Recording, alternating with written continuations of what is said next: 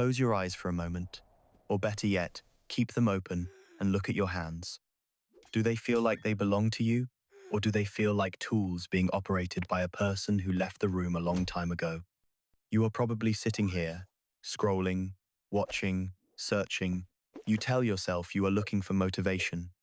You tell yourself that if you just find that one piece of advice, that one productivity hack, or that one spark of inspiration, the engine will roar back to life. But deep down, in that quiet, honest space between your heartbeats, you know that is not the truth. The truth is that you have become a phantom. You are participating in the simulation of life. You wake up at 7 in the morning, you drink your coffee, you answer your messages, and you drive through the streets of 2026. But you are not really there. You are ghosting your own existence. It is a heavy, beige exhaustion. It is not the sharp pain of a broken bone, but the dull, soul-crushing ache of a battery that can no longer hold a charge. You look at your goals, the business you wanted to start, the body you wanted to build, the relationships you wanted to nurture, and they look like ancient ruins. They belong to a version of you that died somewhere between 1,000 notifications and 10,000 expectations. In behavioral psychology, we call this defensive collapse. Your brain, in its infinite and sometimes cruel wisdom, has decided that the world is too loud, too demanding, and too fast. To save you from a total nervous system failure, it has pulled the plug. It has placed you in a state of avolition, a clinical vacuum of the will. You are not lazy. A lazy person enjoys their leisure. You are miserable in your stillness. You feel guilty when you rest and paralyzed when you work. You are caught in a psychological no man is land, where the bridge to the future has been burned and the road to the past is blocked. But what if I told you that this collapse is not your enemy? What if I told you that this state of nothingness is actually the most honest place you have been in years? In the next 25 minutes, we are not going to talk about hustling. We are not going to talk about discipline. Those are the very things that broke you. Instead, we are going to perform a surgical dissection of your own mind. We will explore why your brain has locked you in this beige prison, the dark science of how society profits from your paralysis, and the Stoic rituals required to reclaim your biological right to exist. Stay with me. Do not look away, because the solution to your collapse is hidden in the very heart of the void you are trying to escape. Before we move forward, I must share something with you that most people will never understand. Within the next few minutes, I am going to reveal a specific psychological experiment involving a black box and a silver key. This experiment explains why 95% of people who try to fix their lives fail within the first 3 days. Understanding this one concept is the difference between remaining a ghost and becoming the pilot again. But before we open that box, we must look at a man who had everything, and then, suddenly, had nothing. Let us consider the story of David. David was an architect in his late 30s living in Chicago. By every metric of the American dream, David was a god. He designed skyscrapers that touched the clouds. He had a partner who loved him, a house with a view of the lake, and a mind that functioned like a Swiss watch. But David had a secret. For 2 years, he had been performing David. Every morning, he would stand in front of the mirror and put on his face. He would tighten his tie, practice his confident smile, and step out into the world. But inside, there was a growing silence. He described it as a cracking mask. Every time he had to make a decision, what color glass to use for a building, what to say in a board meeting, a little piece of his soul would flake off.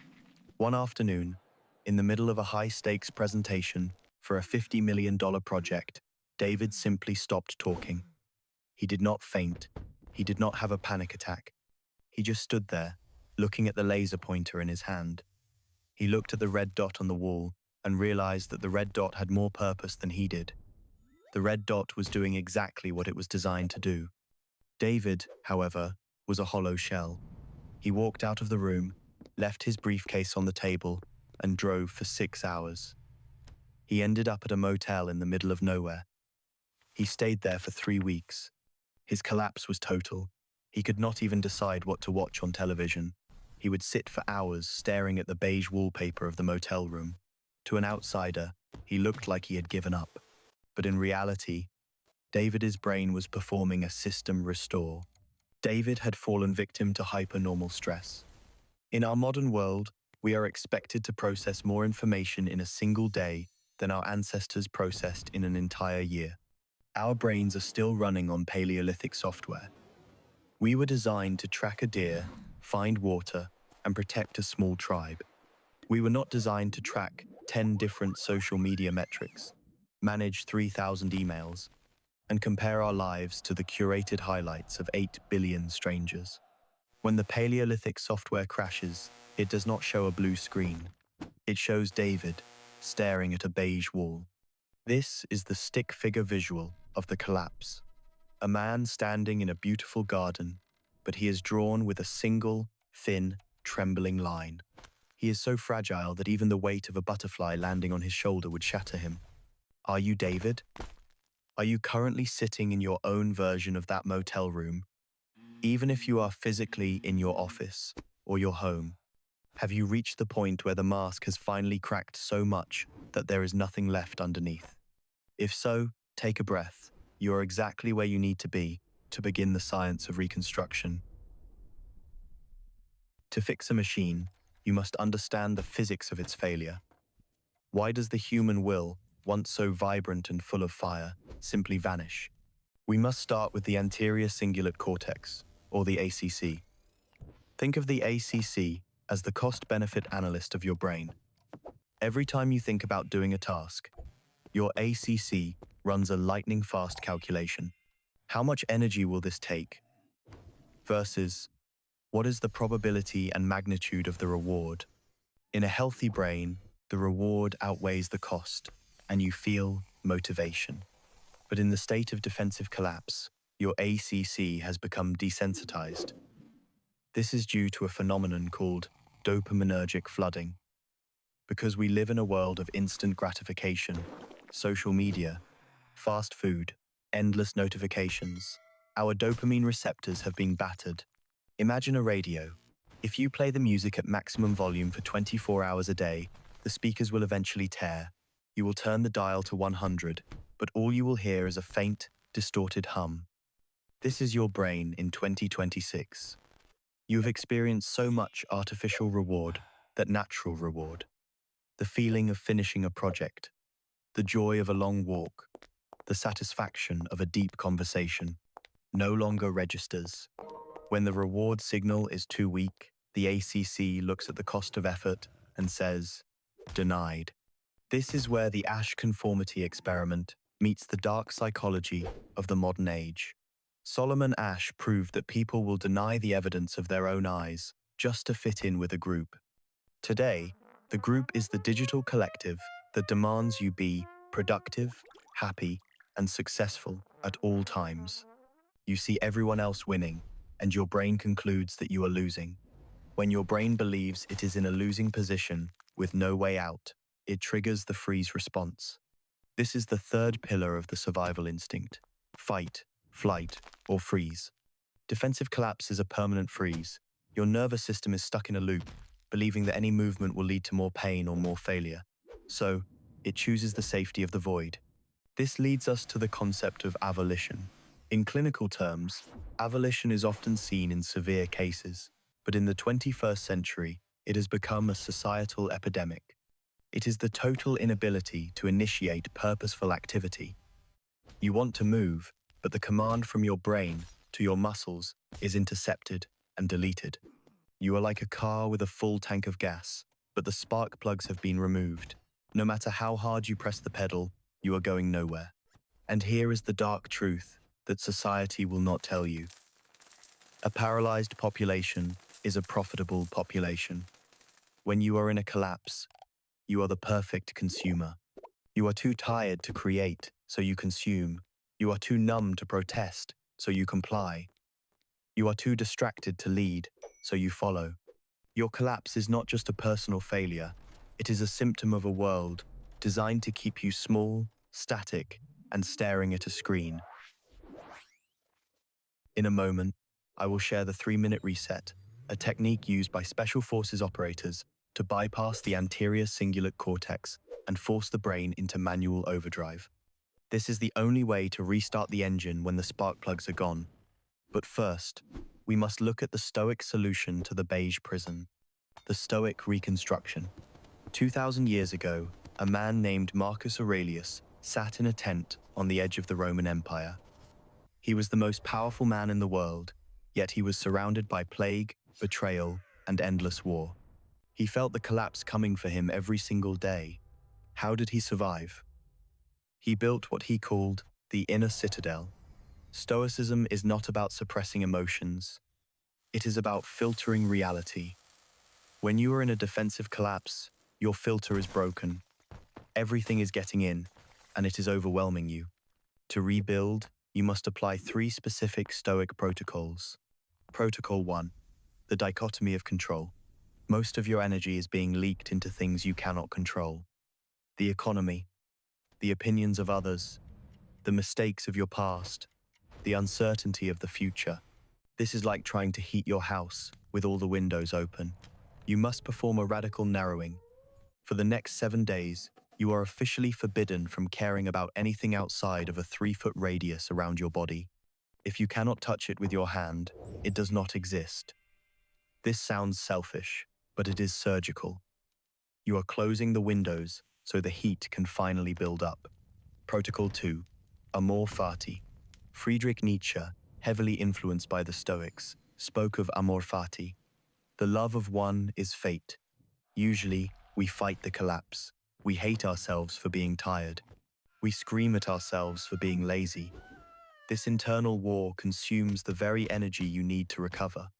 Stop fighting. Instead, say to yourself, I am in a collapse, and this is exactly where I am supposed to be. By accepting the void, you take away its power. You are no longer a victim of the beige prison. You are an observer of it. The moment you stop resisting the nothingness begins to transform into quietness. And quietness is where strength is born. Protocol 3, the chief task. Epictetus said, well-being is attained by little and little, and yet it is no little thing itself. When you are a ghost, do not try to fix your life. Do not try to start a business. Your only chief task is the next physical movement. If you are lying in bed, your chief task is to move your left big toe. That is all. When the toe moves, you have won. Then, your chief task is to sit up. Then, to stand. You are retraining your anterior cingulate cortex. You are proving to the cost-benefit analyst in your brain that the cost of moving a toe is low, and the reward, the feeling of agency, is real. You are rebuilding the bridge, one brick at a time. Now, let us move from philosophy to the laboratory. If you are ready to stop being a stick figure, fading into the beige, and start being a bold, black line on the page of life, you must follow the Reboot protocol. Step 1. The digital blackout. Your dopamine receptors need to upregulate. This requires 72 hours of zero high-stimulus input. No phone, no computer, no television. You will feel a profound sense of boredom. You might even feel physical itchiness or anxiety. This is withdrawal. It is proof that you are addicted. Walk through the fire of boredom. On the other side of that 72 hours, the world will start to look colorful again. You will notice the texture of a leaf, the sound of the wind, the taste of water. This is your brain coming back online. Step 2. The sensory anchor. Find one physical object, a stone, a coin, a pen. Carry it in your pocket. Whenever you feel your mind drifting into the simulation or the phantom state, reach into your pocket and grip that object. Feel its temperature, its weight, its texture.